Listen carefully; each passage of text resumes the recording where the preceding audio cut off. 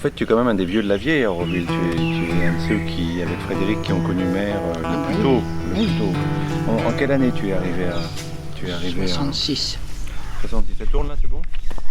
66. Et Frédéric était déjà là en 66. Hein? Oui. C'est un vieux de la vieille aussi. Hein? Ah oui. Et comment est-ce que tu es arrivé ici? Par hasard tu avais entendu Ah parler? bah non. Disons qu'avant, je cherchais je voulais aller au Tibet avant. Je savais que je ne vivrais pas à Paris, le métro, boulot, dodo.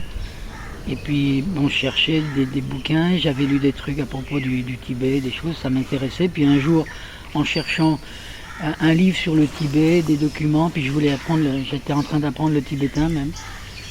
Et puis j'avais des méditations sur le balcon l'hiver pour m'habituer aux Himalayas. À Paris? Oui. Alors, et puis un jour, en cherchant un bouquin comme ça sur le Tibet, chez Giberjeune, il y a un nom qui m'a... Je revois encore l'image chez Robindo. J'ai pris le bouquin, j'ai payé, puis je suis sorti avec ça, La vie divine. Traduit en français? Oui, par Jean Herbert. Par Jean Herbert, oui. Et puis bon, je me suis retrouvé dans le métro avec ce livre-là. Tu avais quel âge? Je suis arrivé ici à 24 ans, alors c'était peut-être un an avant. 23 ans. Ouais. Et puis j'ai commencé à lire un petit peu ça. C'est marrant, sans me souvenir, j'ai manqué la station. Parce que c'était tellement prenant comme truc que, waouh, il disait des choses tout d'un coup qui... c'est ce que j'attendais sans savoir. Et tu faisais quoi à Paris? Je poursuivais certaines études de sciences et des trucs comme ça. Mais en même temps, j'étais prof dans un lycée. Comme ils avaient besoin de profs, ils prenaient des étudiants. Et puis en même temps, je préparais ça. Donc tu as lu La vie divine et qu'est-ce qui se passe après? Tout d'un coup, j'ai vu que le Tibet, c'était pas vraiment ma voie. C'est ce qui m'avait permis de trouver ça, mais qu'en fait, sur Aurobindo avait la réponse que je cherchais, sans savoir que j'avais posé la question comme ça. Et puis alors là, j'ai commencé à chercher. J'ai trouvé je crois dans le bouquin même, l'adresse de Pondichéry. Il existait un ashram à Pondichéry avec Sri Aurobindo, Mère et... Tu pensais que Sri Aurobindo était vivant? Au début, je ne savais pas, puis j'ai vu qu'en effet, il avait quitté son corps, mais qu'il existait. L'endroit qu'il avait créé à l'ashram, à Pondichéry, avec Mère présente et vivante. Alors j'ai écrit à l'ashram, parce que c'était tellement ça que... tout d'un coup, c'est comme si je pouvais plonger dans l'océan que je cherchais. Et puis je crois que c'est Pavitra qui m'a répondu qu'en fait, Mère existait. Alors ça m'a fait un choc déjà énorme de savoir que la présence était là, concrète. Puis alors je me suis préparé. J'ai commencé à changer ma façon d'être, ma façon d'étudier pour me préparer en fait à aller à Pondichéry. Je crois que c'était en 63 que j'ai vu le... Non, en fait c'était à l'armée déjà, parce qu'ils m'ont pris quand j'avais, j'étais sur Citer. J'ai dû aller à l'armée en 63, voilà. Et puis là je continuais à lire sur Aurobindo. Pendant l'armée? Oui. C'est pas mal ça. Oui, mais c'était tellement... Alors ça me faisait oublier, disons, le... Je m'en foutais un peu parce qu'il avait déjà ouvert la porte. Et en fait, je me préparais et puis, j'avais pas de sous pour y aller vraiment. Alors petit à petit, j'ai mis un peu de côté. Puis je me suis trouvé avec assez d'argent pour avoir un billet, prendre un bateau. Et on s'est retrouvé, boum, à quitter Marseille comme ça, sous les feux d'artifice. Alors ça a été, waouh, c'est vrai, pendant 11 jours, on a été un gros bateau à 2 cheminées. Tu es arrivé où? À Bombay. Puis là, j'ai pris le train. On est arrivé à Madras. Quand tu dis on, vous étiez plusieurs? Non. Disons que j'avais l'impression déjà d'être plus un numéro d'ordre. J'ai l'impression de vivre autre chose plus large. Et à l'arrêt de bus, j'ai pris un rickshaw sûrement. Et puis j'ai demandé l'ashram. Les vieux rickshaws à pédale. Ah oui, bien sûr. À pédale. Ouais. En même temps, la chose c'est que je connaissais déjà aussi, en cherchant ça, on m'avait dit que le fils de Mère, André, était à Paris. Alors avant de partir, j'ai pu commencer à aller le voir et lui demander André concrètement qu'est-ce qui se passe, qu'est-ce que c'est. Et puis c'est là où j'ai vu que Mère existait. Et... Donc on t'attendait à l'ashram? Quelque part, oui. Tu te rappelles de qui tu as vu d'abord? Je crois qu'on m'a emmené vers crois que j'ai eu Frédéric, un des premiers, et puis Padma et Tanmaya. Ah, donc Padma et Tanmaya, c'était les premiers. J'ai passé les premières nuits au parc à Charbon. Oui. Et puis je me suis retrouvé à avoir contact avec l'école et puis commencer à m'intégrer dans la chose parce que c'était naturel. Donc tout de suite, tu rentrais dans l'école de l'ashram, Oui. comme professeur. Ouais. Mais ils avaient besoin de quelqu'un, puis ils voulaient poser des questions aussi. Alors j'ai dit pourquoi pas, comme je savais rien du tout. Et en fait, dès que j'étais arrivé, j'ai demandé à Mère si je pouvais aller la voir dans sa chambre. Et il y avait eu un darshan au mois d'août. Le 15 août déjà, je devais repartir au mois de septembre. Et puis elle m'avait donné rendez-vous pour l'avant-dernier jour de mon séjour d'un mois et demi à l'ashram. Et puis, en fait, j'avais déjà préparé mon sac à dos pour repartir. Et puis en même temps, il y avait quelque chose c'était comme déjà deux personnages. Le vieux bonhomme qui était venu puis qui allait repartir pour faire son truc, et puis quelque chose d'autre qui m'avait amené là. Et quand j'ai pu monter dans sa chambre, mais déjà d'être devant la porte de sa chambre, savoir qu'elle existait là, alors que je l'avais entendue dans des enregistrements et des choses comme ça, mais et puis poum, la porte s'est ouverte, puis poum. Alors là, Explique-nous. Ben, c'est drôle, j'avais l'impression d'entrer dans un autre monde, et puis tout d'un coup, ben, c'était réel aussi. Et puis alors, pouf, ça a mis de côté le vieux bonhomme. Elle t'a regardé, elle a dit quelque chose. Je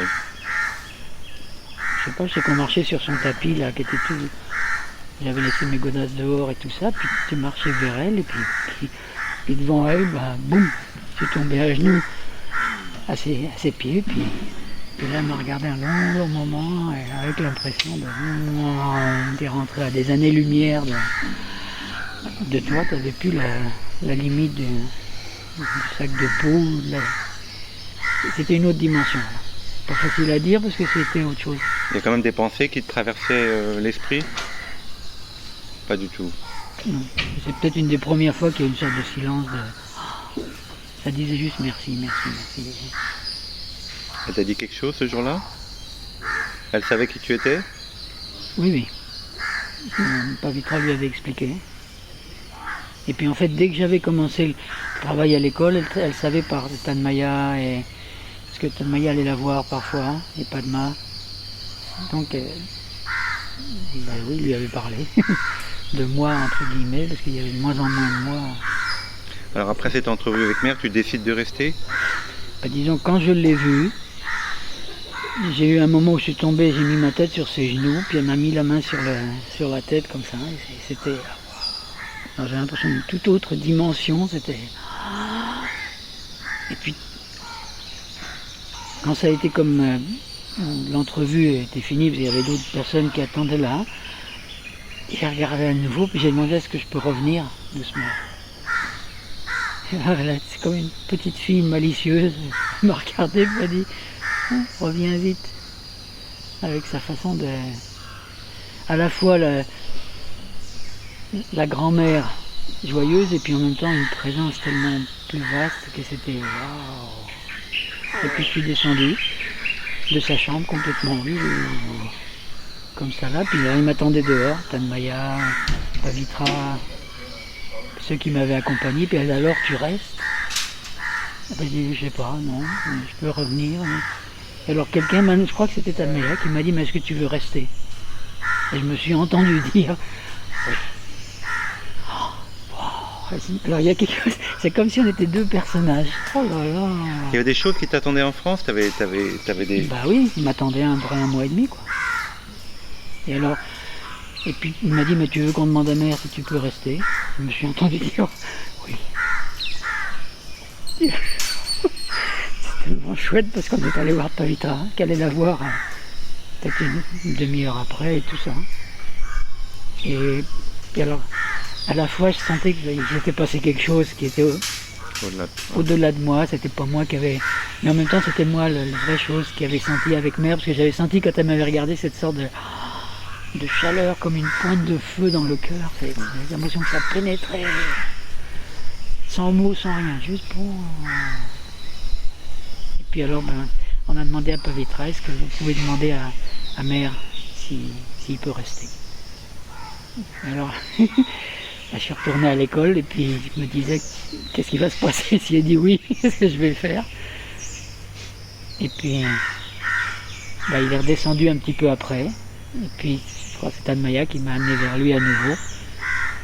Dans le Samadhi, c'était dans le Samadhi tout ça, en bas? Disons, je suis retourné à l'école pendant l'heure où Pavitra était avec mère. Oui. Et puis après on est allé voir Pavitrada dans son bureau. Qui était dans l'école ou dans... Non, à l'ashram. À l'ashram. Juste à côté, un des appartements avec Amritada et Ok. ces gens-là. Et puis,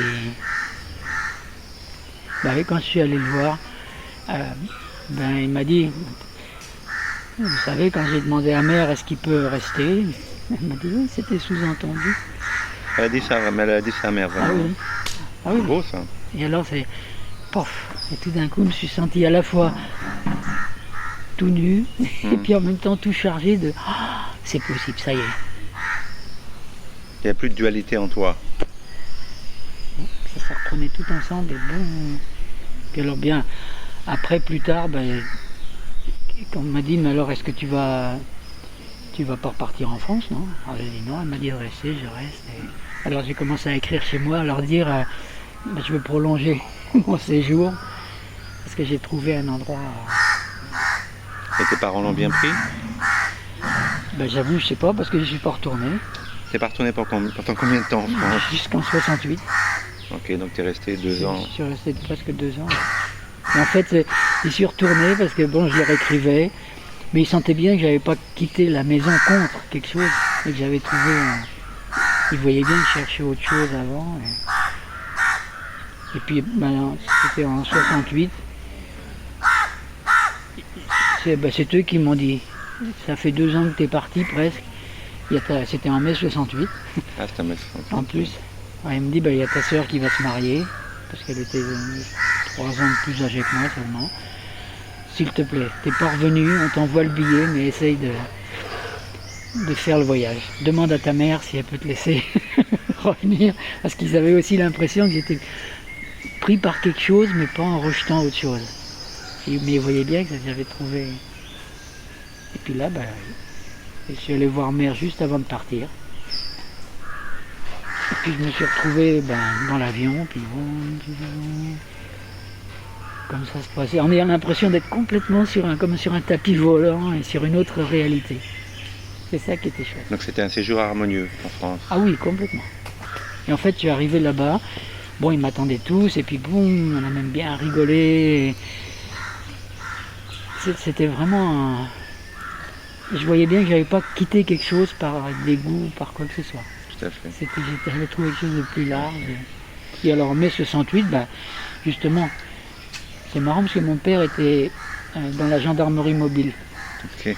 Alors en mai 68, il s'est retrouvé avec les étudiants derrière les barricades, et puis son bâton, et puis les lacrymogènes. Alors je savais qu'il y allait, puis un jour j'y suis allé. Alors j'ai pris mon vélo, parce tout était en grève à ce moment-là, puis je me suis retrouvé au quartier latin, à regarder en faisant attention de ne pas ramasser un caillou sur la tête, mais en même temps je pouvais voir. Et quelle impression tu as eue? Quelque chose de très très fort, mais je sais pas, à la fois presque surréaliste, et puis qu'enfin il se passait quelque chose de différent. Tu l'as expliqué à ton père? Ah oui. Il comprenait? À la fois oui. En même temps c'était son gagne-pain, c'était son truc. Disons. Puis je voudrais qu'on vienne à Mère. Tu l'as vu de nombreuses fois, Mère? Justement, dès que je suis revenu de France, parce que je suis resté seulement 3 semaines là-bas. Et dès que je suis revenu, j'avais ma fête juste après, au mois de juin. Alors là, elle m'a reçu pour mon anniversaire, pour ma fête. Et alors, elle savait que j'étais allé en mai 68 là-bas, Pavitra lui avait expliqué. Et alors là, dans cette entrevue, justement, elle m'a demandé, mais alors, raconte-moi, comment ça se passait? Qui c'est qui a commencé la violence? Qu'est-ce qu'il y a? Quelle atmosphère? Qu'est-ce que j'avais senti, justement? Et j'avais l'impression qu'elle me lisait, comme si elle voyait le truc. Donc tu l'as raconté, tout ce que tu as vu? Oui. Elle écoutait bien? Ah oui, complètement. Elle t'a posé des questions? Oui. Comment, justement, quelle atmosphère il y avait, Est-ce qu'il y avait vraiment de la haine ou de la violence? Est-ce que c'était vraiment quelque chose d'autre, une autre force qui... Qu'est-ce que tu lui as dit alors? Ah bah oui, je sentais que c'était un truc qui était en train de changer. C'était plus pareil comme avant, comme j'avais quitté, disons. Parce qu'elle en parle beaucoup dans l'agenda de mai 68 Oui. avec cette femme. Alors c'est peut-être suite à tes conversations que Bah, je sais pas. elle avait plus d'informations. Est-ce que tu l'as vu pour ton travail aussi à l'école? Ah bah oui, justement.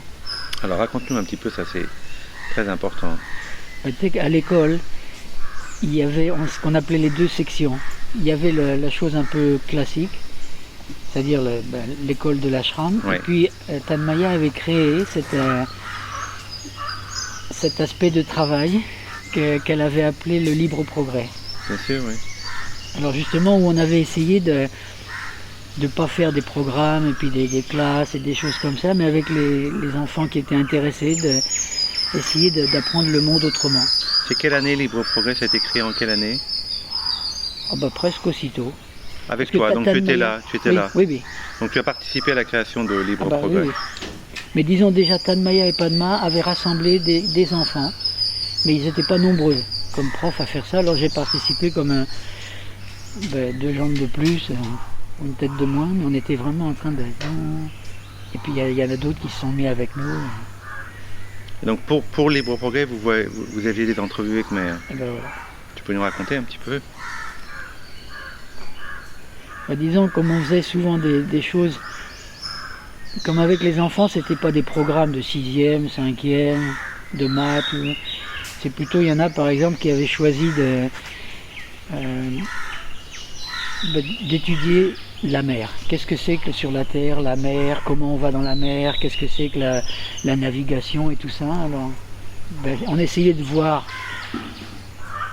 qu'est-ce qu'il fallait comprendre de la science ou quoi que ce soit pour comprendre comment on avait pu naviguer et puis créer des bateaux, créer des choses comme ça. Et les enfants suivaient ça en cherchant à la fois dans des livres, en posant des questions.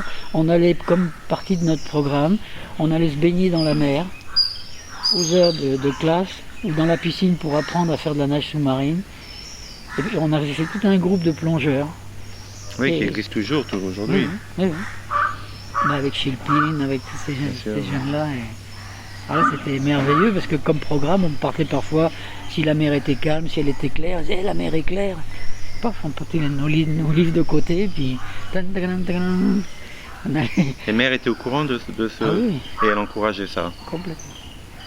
Formidable. Et donc vous posiez des questions à Mère, Oui, vous aviez des... par exemple, il y avait tout un groupe d'enfants qui voulaient savoir, justement, puisqu'on allait dans la mer, on pouvait faire, il y avait Cousteau, il y avait toutes ces équipes-là à ce moment-là.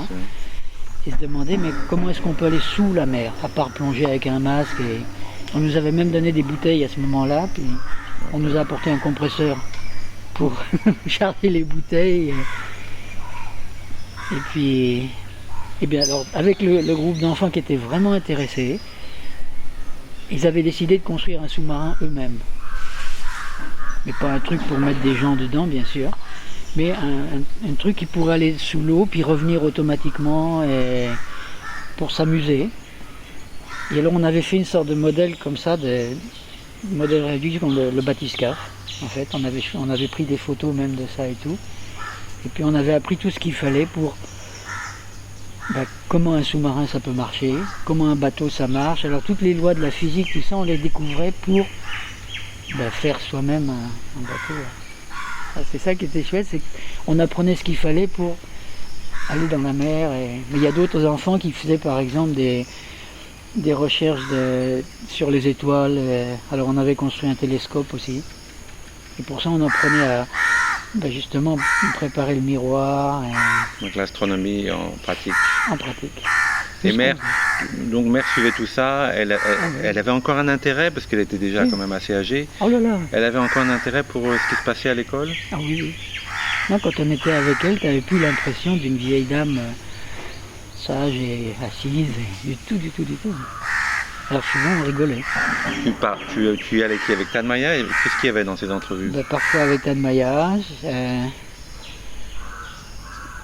Oui, c'est beaucoup ceux qui étaient avec le Libre Progrès. Alors il y avait Tanmaya, mais il y en avait d'autres aussi. Parce qu'on allait avec d'autres profs. Jean et Pierre étaient déjà là? Jean le Grand. Ils sont arrivés un petit peu, je crois, après 68, justement. Ils avaient fait mai 68. Et puis ils sont retrouvés, je ne sais plus exactement quelle date, 68, 69, mais ils sont venus là. Et en fait, Joy, c'était une de nos étudiantes. Joy était votre étudiante. Tapas aussi? Ah oui. Ouais. Formidable. Et alors quand on a réussi à faire le bathyscaphe, à prendre tout ce qu'il fallait, on apprenait la chimie avec Pavitra, je me souviens, il nous donnait des cours comme ça de physique, de chimie. Lui-même c'était un polytechnicien Oui, bien sûr. qui connaissait plein de trucs, alors il nous guidait vers les gens ou les expériences à faire. Ouais, c'est formidable. La première plongée du bathyscaphe, on lui a écrit et on a fait déjà un peu à la piscine, déjà on a essayé pour pas le perdre. Hein. Puis quand ça marchait, eh ben, on lui a dit qu'on allait plonger à la mer.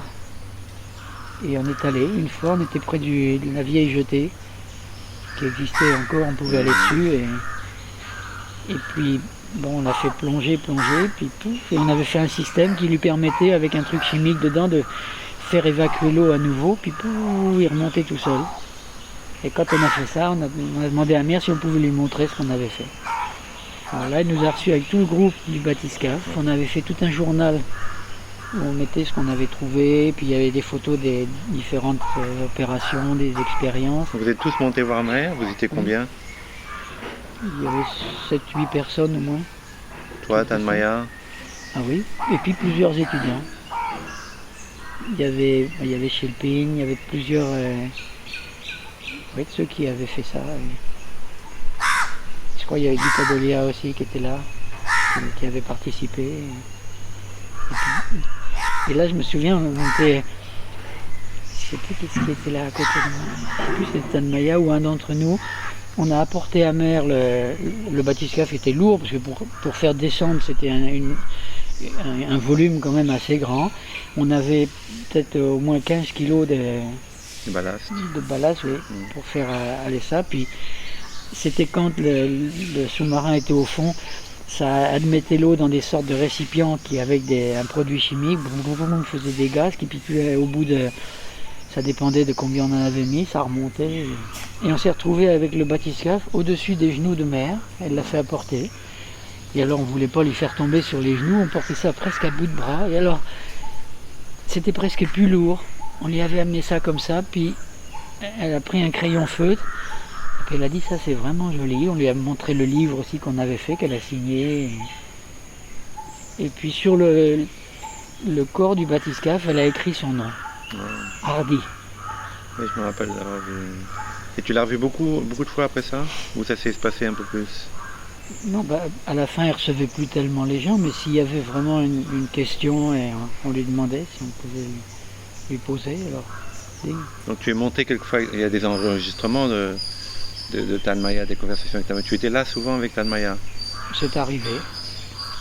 Oui, c'est arrivé. Oui, parce qu'on lui posait justement des questions à propos de l'école.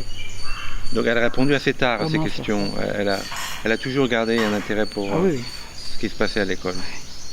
Au moins jusqu'en 72. Là, oui. Quand est-ce que tu l'as vu la dernière fois, mère?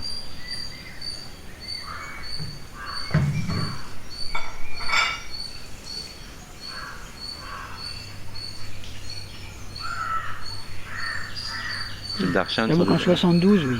On a tous vu le dernier Darshan qui était en août. 73. En août 73, je crois. Oui. J'ai l'impression de l'avoir vu au début de l'année 73. Chez elle, en haut. Oui. En fait, elle avait reçu, elle devait peut-être savoir qu'il y avait quelque chose qui se préparait pour quitter son corps ou quoi que ça. Elle avait reçu plusieurs, on faisait la queue un peu, des gens qui étaient là avant et qu'on a pu avoir un darshan d'elle dans sa chambre même. Alors, quand elle est partie le 17 novembre, est-ce que tu t'y attendais?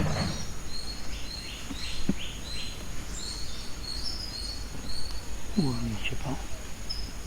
Je peux dire oui et non. C'est-à-dire avec elle, ça n'avait pas tellement de réalité de dire qu'elle était là ou pas là. C'était tellement présent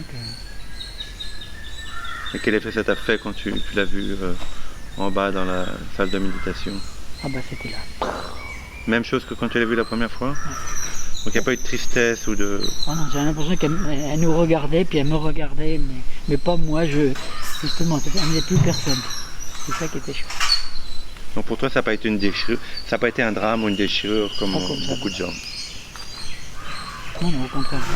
Pas au contraire. Mais en même temps, c'était pas, ça portait pas cet aspect de mort ou de... Non. Donc c'est presque comme si ça amenait une concentration encore plus forte dans ce qu'on cherchait pour garder le contact. Encore plus là. Alors tu sens sa présence aujourd'hui aussi forte que tu la sentais Parfois, oui. quand tu la voyais physiquement dans sa chambre et... Ah oui.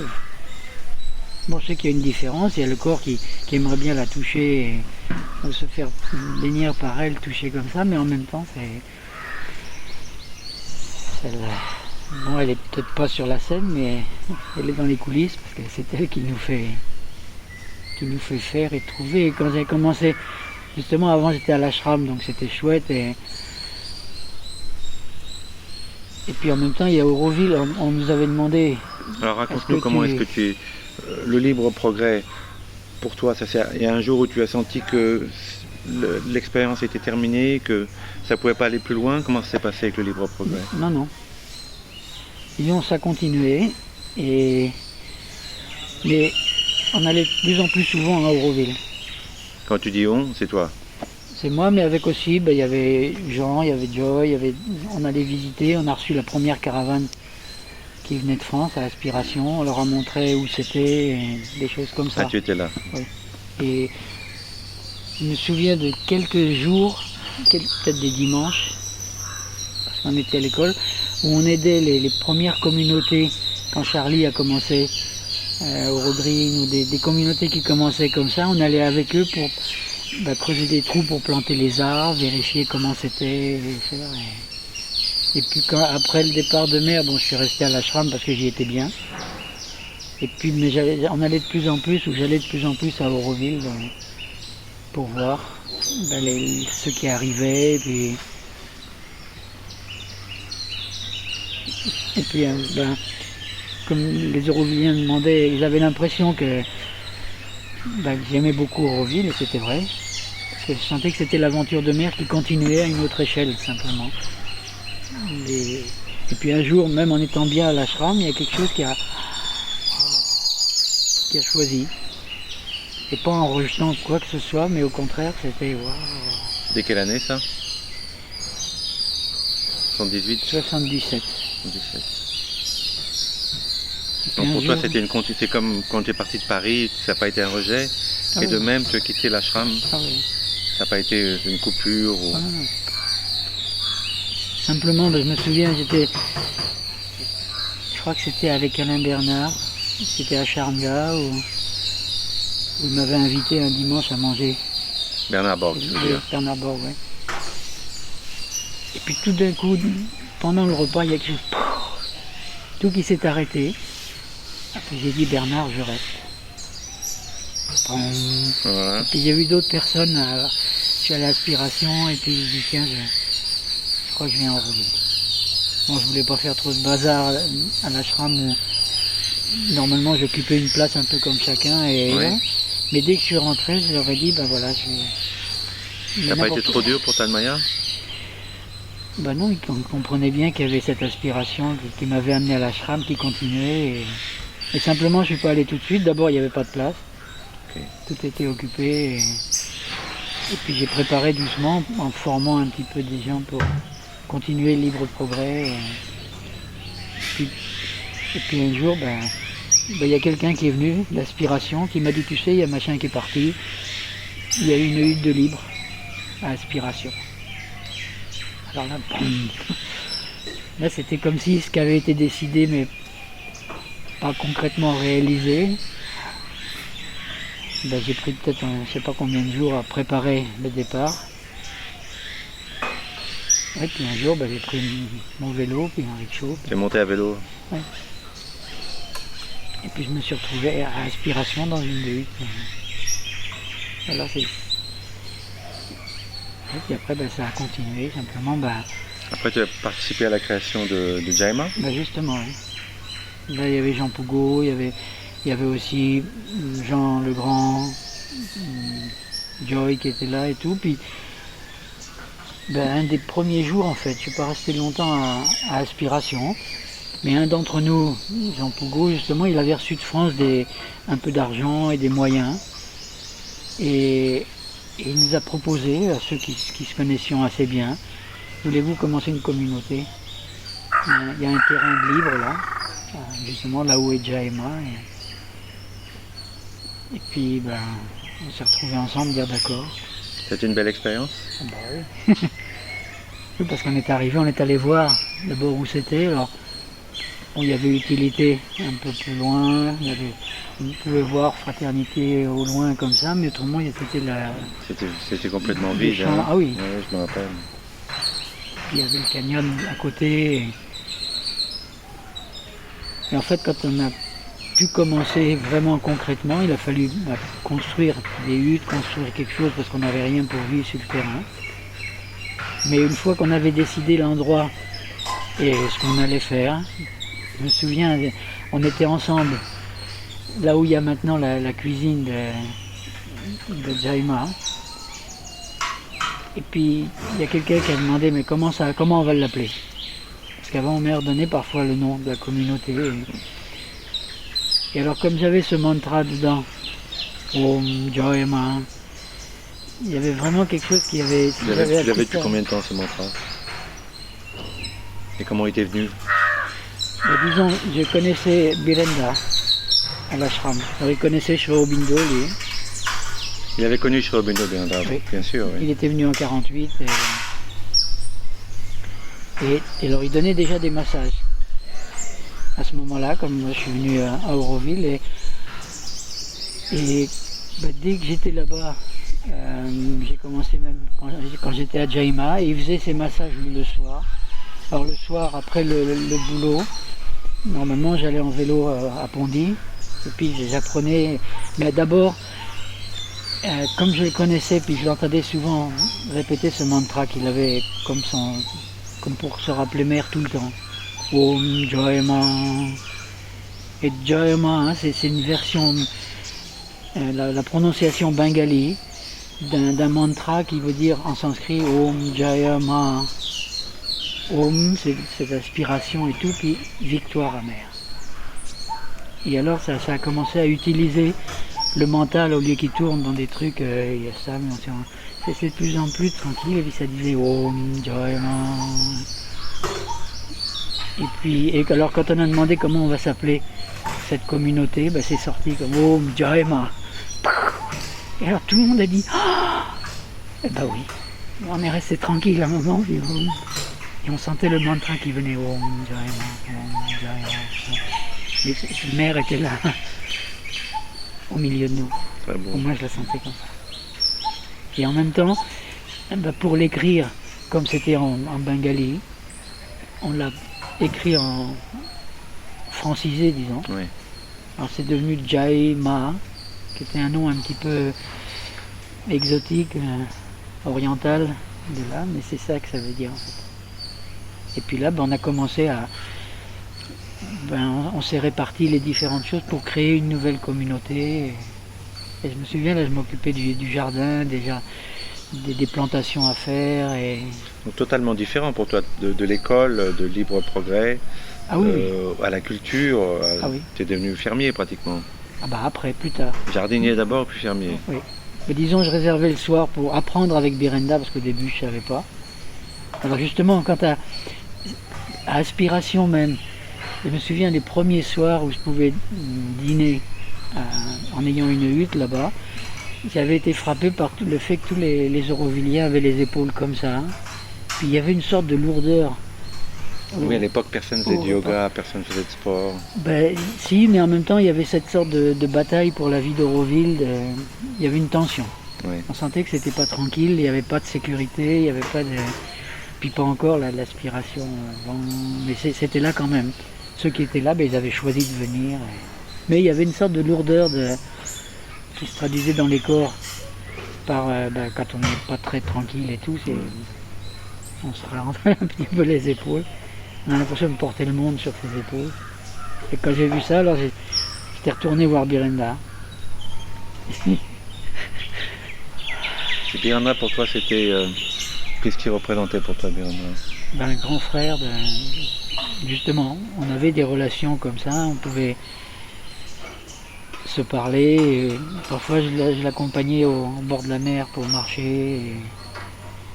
Et puis, comme je savais qu'il faisait ça, je lui ai demandé s'il pouvait m'apprendre à parler à des corps qui se sont mis comme ça. Alors là, il a rigolé, puis il m'a dit oui, si tu veux. Tu as appris le massage avec lui. Ah oui, oui. Et quelle a été ta motivation première pour apprendre le massage? Tu parlais de ces gens d'inspiration qui avaient les épaules un peu voûtées. Oui, oui. Donc c'était un petit peu pour aider les autres, pour soulager. Alléger les tensions qui sur les corps se traduisaient par des trucs, et puis parfois des gens qui étaient à moitié malades ou qui repartaient. Et puis... Mais en même temps, je savais qu'il avait une autre approche du corps. Ah oui, justement, alors pour toi le massage c'est une sadhana, c'est une expérience du corps, c'est... Mais disons, quand je lui ai demandé, est-ce que je pourrais apprendre à parler à des corps, parce que j'avais pas bon, je le connaissais comme ça, mais je savais pas ce qu'il faisait exactement. Et quand je lui ai demandé si je pouvais apprendre ça, je me souviens encore. Il me disait, si tu veux, tu peux apprendre, mais il faut pas que tu aies l'impression que ce soit toi qui va faire des massages, qui va aider les autres, tout ça. Ça, c'est tranquille. Mais essayer de sentir qu'en fait, c'est le travail de mère qu'on peut continuer à travers soi. C'est-à-dire, au lieu d'être électronicien ou jardinier, ça peut être... un travail de mère. Un travail de mère. Et il disait, d'abord, si tu sens que c'est pas toi qui le fais, et puis que tu arrives à mettre ton mental ou ta tête sous tes talons, alors tu peux commencer à parler à d'autres corps. Et puis, il avait accepté que j'observe quelques séances de ces massages pour voir. Il disait, tu vois, d'abord, les corps, il y avait mère qui disait ça. Il y a une petite fille de l'ashram, justement. Elle disait, mais tu sais, la petite fille se plaignait un peu d'un corps. Elle disait, mais le corps, douce mère, c'est lourd, puis parfois on est fatigué. Quand elle parlait encore aux plus grandes. Et je me souviens, mère lui avait dit, mais tu sais, mon enfant, ton corps, c'est le déguisement du divin dans ta matière. Parce que c'est... Justement, dire le divin, c'est tout, on peut le lire et tout, ça, c'est beau. Mais tu sais, mais ton corps, c'est son déguisement dans ta matière. Tu le portes avec toi, et avec Birenda, c'était ça. On massait plus des corps ou des kilos de muscles, de nerfs. Et il disait, tu mets tes mains, ton cœur, et puis tu écoutes. Et avec la tête complètement silencieuse. Et puis tu laisses. En fait, quand tu fais, tu essaies de voir que tes mains, c'est les mains de mère qui font dedans.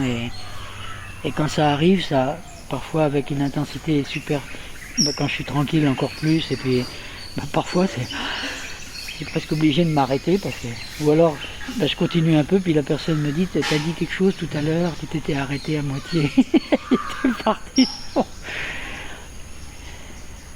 Donc pour toi ça a été presque une expérience de mère. Ah oui, c'est encore. C'est encore. Ça fait longtemps maintenant que tu fais ce travail.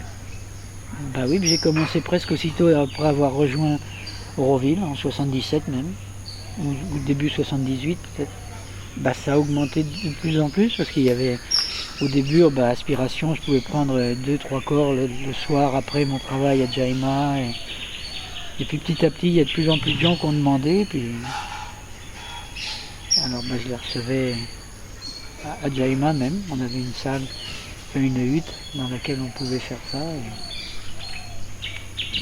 Puis ça a continué. Mais ça a pris de plus en plus, et c'est pas moi qui ai choisi. Ah oui, ça a été vraiment choisi. C'est ça qui est beau avec mère, c'est que t'as pas l'impression d'avoir fait ta vie en choisissant ça, puis ton métier. T'as l'impression que dès que tu avais donné ce que tu étais, c'est elle qui s'en occupe. Il y a longtemps que tu la traites, Christelle, hein? Ah oui. Elle est paralysée depuis 16-17 ans. Après un accident de voiture, qui l'avait complètement... Il y a une vertèbre au bas du cou qui avait été brisée, l'os avait coupé une partie des nerfs. Alors elle était paralysée complètement. Bon, le corps il peut refaire des ongles, de la peau, des os et des cheveux, mais pas les nerfs. Alors acceptez que vous êtes dans une chaise, pour de bon. Et à 22 ans, elle n'avait pas pu accepter ça. Quand on l'a ramenée chez elle, mais en brancard, impossible de s'asseoir, rien. Et ben, elle a commencé à demander à ses parents, ses amis, de la faire bouger son corps. Et elle a participé avec une positivité, une foi, puis une prière de waouh. Et puis, ben, si bien que 2 ans et demi après, elle était sur une chaise roulante, capable de bouger en étant assise avec son corps, et elle est venue à Auroville.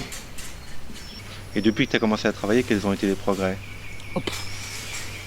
Maintenant, elle peut presque marcher entre deux d'entre nous. Elle peut faire des pas dans son corps et tout ça, puis dans la piscine, elle peut marcher dans l'eau. Donc ce qui était impossible après son accident. Totalement. Et c'est interdit par la science et la médecine, mais en même temps... Donc ça fait quand même que ton travail, quelque part, tu as l'impression qu'il y a des choses qui se on a passent. servi d'instrument, de canal, pour que justement quelqu'un avec la foi puisse vivre ça, puis nous le faire vivre. Je l'appelle mon prof de corps, parce que disons qu'elle me montre que tout est possible avec les corps. Alors quand je vois maintenant d'autres corps qui ont parfois des problèmes, j'ai aucun doute qu'il n'y a pas de problème en fait. À condition d'avoir cette sorte de on dit ça y est. Om Jai Ma. Om Jai Ma. Qu'est-ce que ça fait d'avoir un fils qui a maintenant 20 ans, 21 ans? Il va avoir 23 ans. 23 ans. Tu vois, l'arbre là, par exemple, on l'a planté sur son placenta. Ah d'accord. Il y a 23 ans, c'était grand comme un pied de tomate. Le placenta, tu l'as mis en terre et tu as planté un arbre dessus. Oui. C'est beau ça. Et puis l'arbre a grandi un peu. Un peu beaucoup, oui. Alors comme il y a déjà un arbre, il a pris un petit peu des penchants, mais en même temps, il y va. Les enfants d'Auroville, c'est par rapport aux les enfants de l'ashram que tu as bien connus, qui étaient, bon, c'était les enfants de mer aussi, les enfants de l'ashram. C'est une même expérience? Je sais pas, je sais que par exemple, chanter, je le vois un petit peu comme aussi comme on est, c'est des réceptacles d'une autre façon de vivre sur la terre et qui à travers lui, puis le fait que ça existe, un endroit où il puisse vivre complètement ça sans être pris dans un engrenage ou des quadrillages, et il fait tout. Et je l'observe en essayant de ne pas intervenir, justement, pas interférer, mais en même temps d'essayer moi-même de continuer avec mère, faire le maximum. Et je ne suis pas du tout parfait, parfois je dis des bêtises, je ne me conduis pas tout à fait comme il faut, mais ça c'est la vie qui montre tous les jours. C'est qu'on apprend à tous les moments. Parle-nous un petit peu d'Auroville aujourd'hui, Goupy. Est-ce que toi qui es là depuis longtemps, qui as connu mère quand même d'une manière très intime par rapport à beaucoup d'entre nous, est-ce que quelquefois tu regardes Auroville et tu dis oh là là, c'est pas ce que j'espérais? Non. Ou est-ce que quel regard tu portes sur Auroville? Le regard de dire bon, on en est encore là, mais moi inclus. Et puis que c'est justement le grand terrain de jeu dans lequel elle nous permet de commencer de changer. Parce que c'est pas un truc qu'elle a fait pour que ça devienne l'exemple du monde, et c'est pour que ce soit un laboratoire justement de changer ce qu'on était. Et je sais pas si tu l'as vu, il y a quelqu'un a rassemblé quelque chose, c'était mère à propos d'Auroville, différentes réponses à des questions justement. C'est un grand collage. Oui, je crois bien. Et alors j'ai aussi les photocopies même, je sais pas si vous l'avez. Oui, j'en ai. Et alors elle explique bien que là-dedans, Auroville, c'est pas un projet ni de cité moderne, c'est un laboratoire. Voilà. Et alors sachant que c'est ça, et surtout que c'est ouvert, on n'est pas sélectionné, on n'est pas parce qu'on a réussi quelque chose, on va là, c'est qu'il y a cette aspiration, puis à nouveau, si elle nous porte. Comme le jour où j'ai choisi de venir à Auroville, c'est pas moi qui ai choisi, c'est comme si dedans elle me disait tu peux y aller maintenant, et pouf, et là-bas ça s'est arrangé à l'ashram, et puis c'est tout. Puis ça continue. Dis-nous un mot sur la mort, parce que je sais que pour toi c'est quelque chose de très important, et souvent tu as de ceux à Auroville qui ont toujours gardé le fil de ce supramental dont mère parlait beaucoup. Comment ça se manifeste aujourd'hui les supramentales à Auroville pour toi? C'est que ça continue. Est-ce que tu en vois la manifestation physique, externe? C'est le simple fait que tu vois la nature sourire, que derrière, même parfois des faces un petit peu crispées, tu sais que dedans chacun d'entre nous, il y a cette présence-là qui est en train de nous emmener. Et s'il n'y avait pas eu mère derrière, on aurait éclaté depuis longtemps. Parce que justement, on a nos imperfections, on a nos trucs, et le fait qu'elle ait accepté, puis que elle nous emmène, et qu'on laisse de plus en plus faire, en fait, c'est comme si on était à la fois deux personnes à nouveau. Celui qui t'a amené ici, et puis qui fait que tu as choisi pour de bon, il n'y a plus de problèmes, plus de questions, il n'y a plus de doute. Voilà. Tu sais qu'on est parti dans une autre aventure, mais en même temps c'est une aventure concrète, et ça dit seulement, pour moi il y a deux mots qui résumeraient ça, c'est home, cette aspiration à ce que chaque moment ça devienne ça, et puis merci, le fait que ça existe, qu'on y soit, et surtout il y a de moins en moins quelqu'un. Et comme disait Belenda, toi-même, tu n'existes plus. Alors là, le massage, ça m'a aidé énormément. Par l'attitude où avec chaque corps, quand ça commence, c'est pas que je commence une journée de travail et puis que je vais avoir tant de corps et puis que je vais guérir celui-là. Ça n'existe plus. Et comme avec Douce Mère, quand elle te regardait, tu sentais que c'était une autre dimension. Et pas toi qui devenais plus grand, mais qu'elle te voyait à travers toi. Et ça continue, ça c'est de pire en mieux. C'est quelque chose qui rigole. Et en fait, Auroville, justement, le fait que ça existe et tout ça, on peut dire que c'est pas nous qui faisons Auroville. Mais ce qu'on essaye, et c'est ça l'aspiration qui permet d'avoir la foi totale que ça y va, c'est que ça continue. Et puis que petit à petit, tu as des rencontres comme ça, ou dans certains meetings, ou dans le travail, où il n'y a plus rien, tu comptes plus. C'est plus toi qui. Le temps qui passe sur nous, puis qui nous fait passer des années d'expérience, et tu as l'impression de faire du surf sur le temps. J'ai l'impression d'être beaucoup plus jeune que quand je suis arrivé, même voir mère. Quel âge as-tu maintenant? Je vais avoir 67 dans quelques. Un mois de juin. Finalement, je vais finir par une question. Goupy, qui es-tu? Je pourrais dire à la fois personne, et puis quelque chose qui rigole, comme au jardin d'enfants, avec l'existence comme ça, parce que une chose justement qui a été super chouette avec Belenda, c'est le fait, et je savais que mère en parlait de ça, d'essayer de déjà découvrir qu'on n'est pas ce personnage du passeport, ou qu'on est vraiment autre chose derrière ça. Et alors comme il y avait de moins en moins plutôt de projets de réaliser quelque chose ou de devenir quelqu'un, et Belenda m'avait dit, mais ton mental tu le mets sous tes talons, ta tête. Il disait comme ça, sur under your heels, comment il disait en anglais? Under your heel, yes. Under your heels. And put your head under your heel, your mind. Put your mind under your heels. And when you put your hand, your heart, nobody anything. Et alors ce qui s'est passé il y a quelques années, il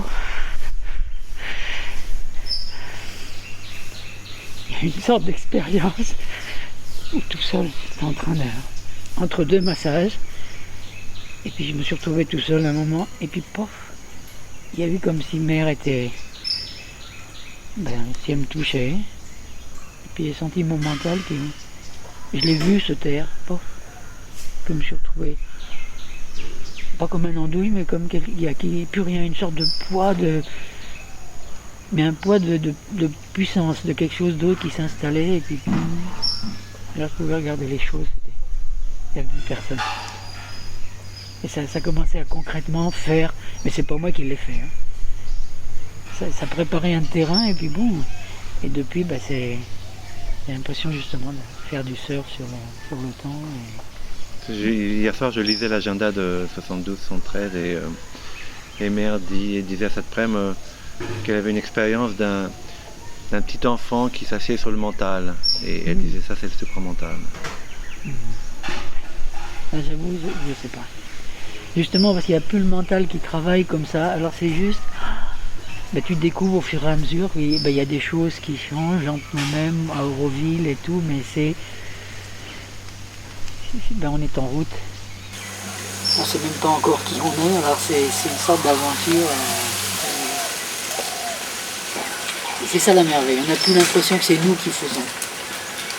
Et qu'il faut passion. Les choses-là, on se laisse porter. C'est la joie de ne plus être personne, tout en poussant, en pouvant faire tout. Enfin, c'est l'impression que moi j'ai de Auroville.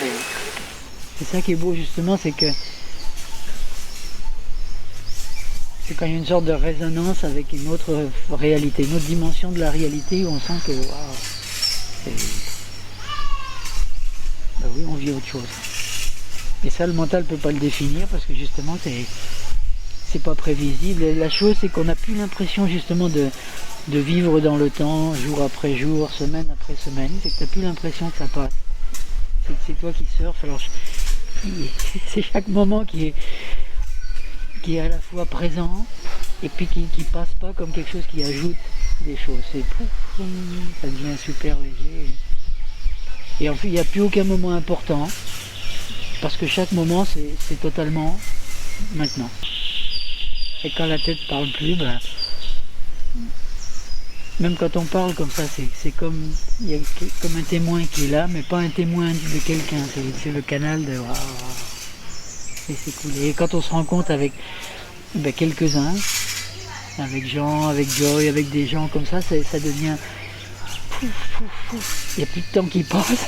Tu les vois encore un petit peu, Jean, Joy? Bon, on se croise, mais ça suffit. Ou alors parfois il y a un moment et puis là on s'arrête un moment et puis parfois on dit rien. Mais c'est l'impression d'être ça continue. Pas quelque chose qu'on a déjà fait, mais au contraire quelque chose qui continue à explorer. Et pour toi de voir les gens vieillir, parce que finalement, en tous les cas en apparence, il y a beaucoup d'entre nous qui vieillissent, qui ont des petits problèmes ici et là. Comment est-ce que tu perçois ça? Non, ça fait partie de l'aventure. C'est un autre moment dans le temps, mais à nouveau c'est pas le temps qui passe.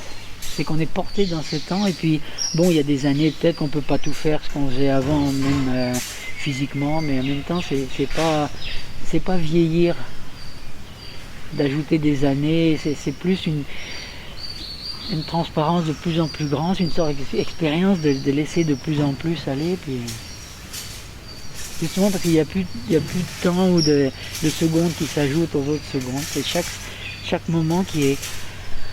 T'as l'impression que ça pourrait continuer comme ça pendant des siècles et ça fait rien.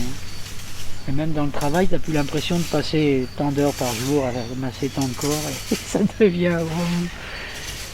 Ça dit merci. C'est à quelle heure ton prochain rendez-vous? 10h. À 10h, il est 10h moins 20. Disons si dans 5 minutes je peux y aller. Oui, on a fini. Est-ce qu'il y a quelque chose que tu voudrais dire particulièrement avant de terminer?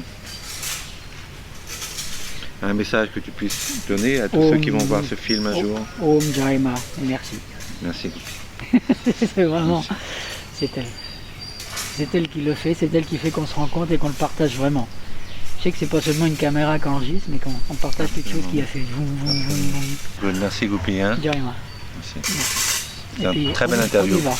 Très belle interview. Surtout, on y va et on avec à la fois une seule personne, parce que c'est la même dans tous. Ouais. Et puis parce qu'on est tous ensemble à mettre tout ça pour que ça se passe. Et qu'elle ait créé ça puis que ça existe, tu peux plus douter de rien du tout. Tu peux plus dire oui mais il y a quand même. Ça fait partie du laboratoire.